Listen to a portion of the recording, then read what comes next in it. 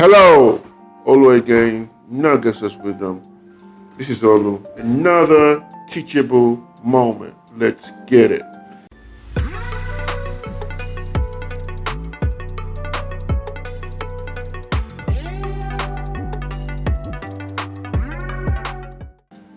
Welcome back. Please like, share, hit notification bell for new content. Before I go on, I want to let you guys know. I see you're looking at this content. I see the views coming in.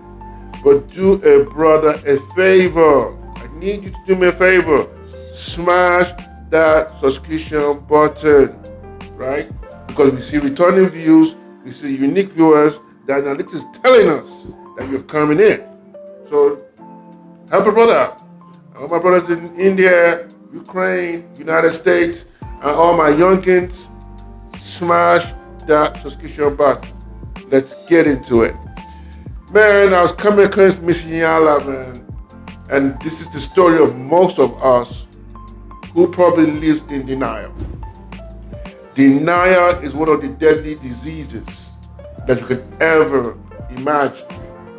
So you can see something obvious in your face, and you decide to say, oh, that's not what it's looking like, but it's right in your face. I'm not going to bore you with my stuff. Let's hear Mrs. Yala break it down herself. 1 second. 40 years loving the same man. I'm a slow learner.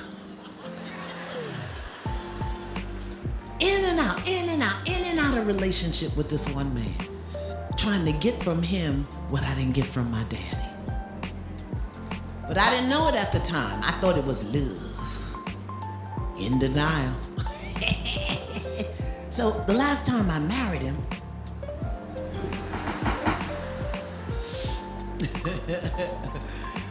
we had been together about 5 or 6 years when he divorced me. He filed for divorce.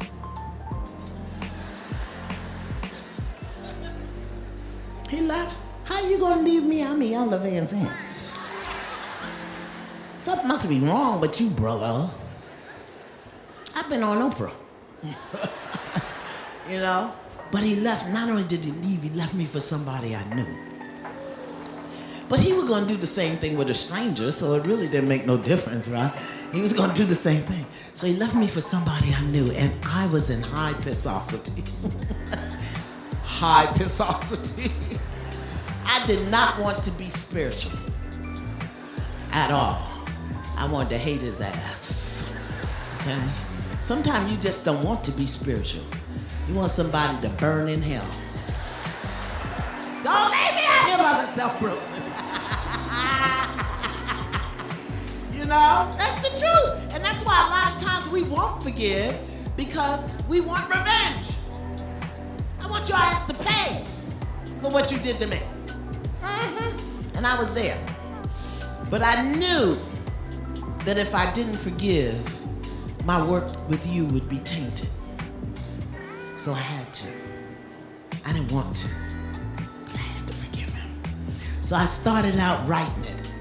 Because I always say write it, because you can put that energy down and transform it by burning it, tearing it up, flushing it.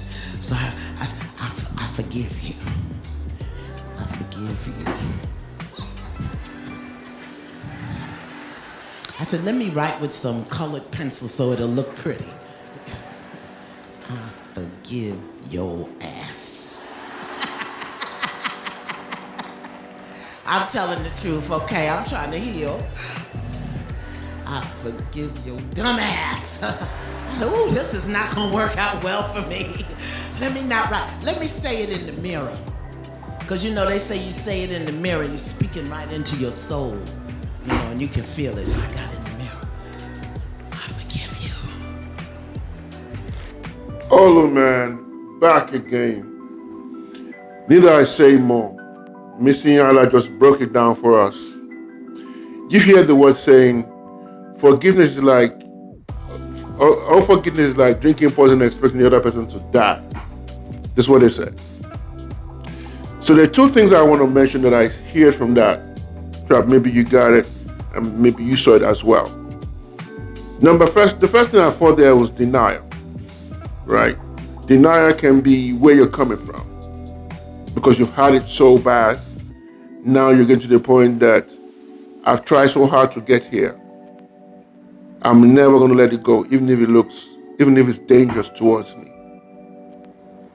Denial is a dangerous thing. Denial, people say, I can't believe this is happening to me again. I can't believe that I've put in all this work and you are going to destroy my image? How dare you do that to me? And that's what human beings do, because we fought so much for imagery. And let's listen to the word. It's an image. So when you say image, it's like a shadow. It's not real. You're fighting for something that is not really strong enough. And I don't want to come and blame people. There's a lot of factors. She said already in the take that she wanted to get the love from her father. So she wanted to juxtapose what she was not getting from her husband, but it was childhood trauma. Denial. Have you been there before? We've all been there. Believing somebody else will like us, and we know they don't. They know they showed you who they are. Believe it the first, second, third time. And this is not to say I'm not a relationship guru, so I'm not the person to give you advice on relationships, but this is happening in so many things in our life. Denials can come in all different faces.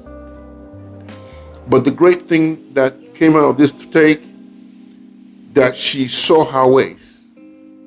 Even it took longer. Without her pain, whatever you thought about this lady, she's lived a life enough to tell her story. Whatever you say about her, she's gone through enough pain to understand that forgiveness is the only way to go. I can tell you my personal story. Told you many times. I know people who have wronged me, and I know if I go off or try to take revenge, it is out there for me to take it, and I know it's not going to be pretty. And that's the reason why when I look at this tape, when I look at what's going on, she touched a lot of points. She gave the process of how she forgave her ex-husband. But in our lives too, how does that actually transfer to me? You cannot move forward until you start forgiving people who have hurt you. Because she needed to free herself.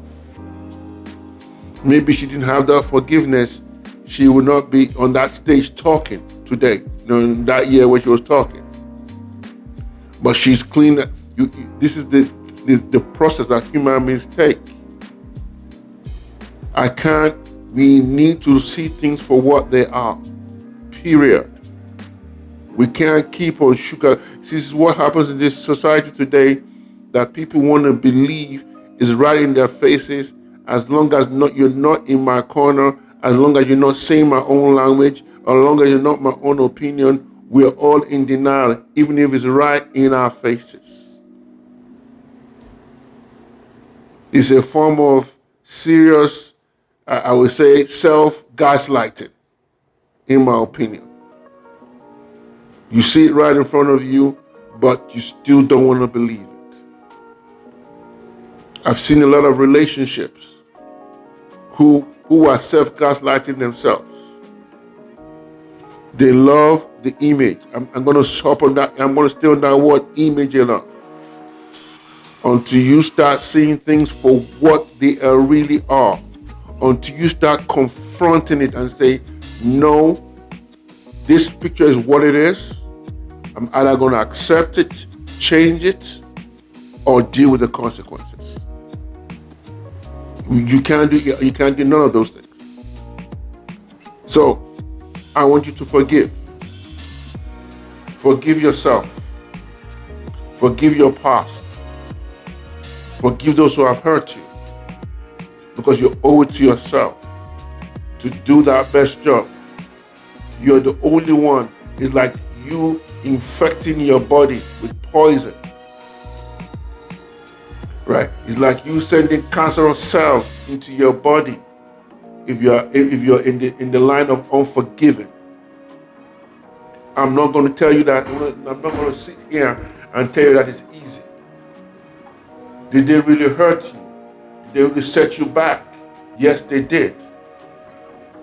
But you gotta find a way to get it done. I know. Have you had the pain and you know where you were when the pain happened? You remember the day the divorce papers came in. You remember the day that you were almost homeless. You remember the day that the job went away. And sometimes you look at yourself and say, oh, if that didn't happen and this didn't happen, I won't be where I am. So my brothers, my sisters, I really want to indulge you. Number one, heal your denials. Number two, forgive yourself. Number three, forgive others. If you can do all these things. And number four, find a way to heal. It doesn't have to be. Talk it over with somebody. Pray about it. Understand about it. Like what Mr. Yala said, journal. Write those things down. You wrote a bad story, you can rewrite a new story. You can change the trajectory of your life. This all again, nuggets of wisdom, another teachable moment. God bless you. I'm out.